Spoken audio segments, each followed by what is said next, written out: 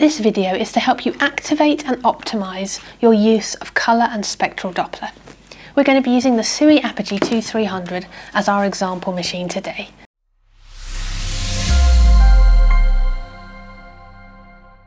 One tip for optimizing the coding of colour Doppler is to first turn down your B mode gain.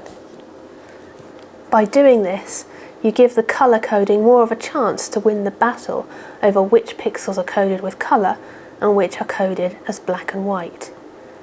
Once you have found an area that you want to examine with colour Doppler, press the C button. You can move the location of your colour box using your tracker ball.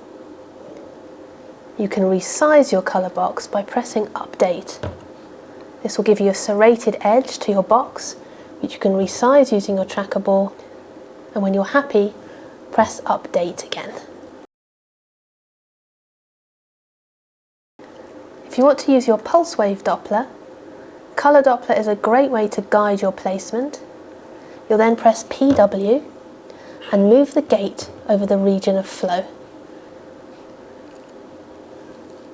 When you're happy with its placement, press PW again.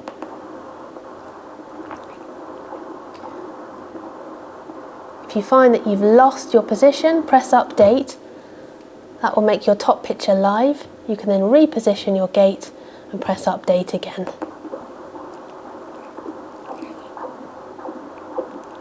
You'll then need to think about optimizing your scale and making sure your baseline is in the right place. Press Scale to change your scale and twist the value knob to increase or decrease it. In my case, the velocity is exceeding my scale, so I'm going to need to increase my scale to fit all of the waveform on.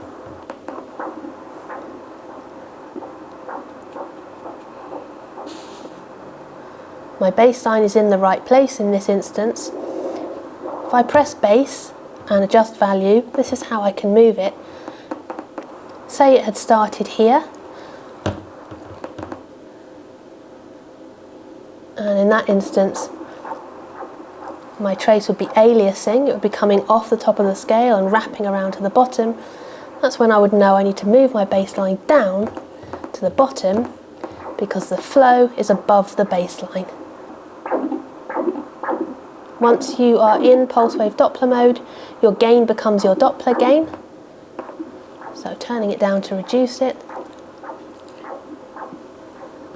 And I'll freeze when I'm happy. You can use your tracker ball to go back through your cycles so that you can save the ones you're happy with.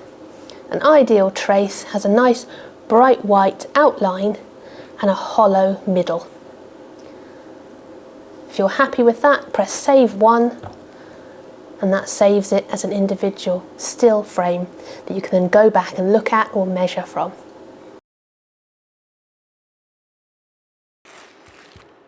If you're using your microconvex probe for echocardiography, you won't want to adjust your angle of inclination past 0, because in echocardiography we always aim to be looking straight down the direction of flow. For abdominal imaging, however, you often will want to adjust your angle to align it with blood flow. You can do this with the angle adjust knob here.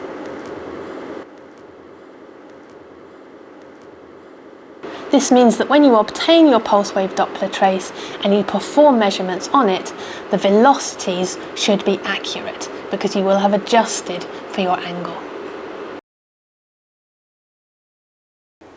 If you are an advanced user of colour and spectral Doppler, then when you are in each respective mode, when you press the menu button, this will be where you can adjust things further.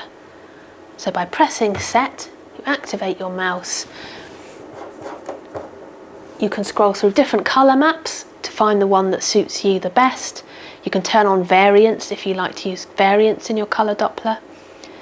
You can change the pulse repetition frequency or scale of your colour Doppler. That can be important if you're performing something like a PISA. That would need to be done with a phased array probe. You can adjust your wall filters, and you can even set your colour coding priority over your black and white coding. Similarly, in pulse wave Doppler mode, the menu button gives you access to all of those same features. You can change the colour of your Doppler trace. If you don't like the default purple colour, you can change that.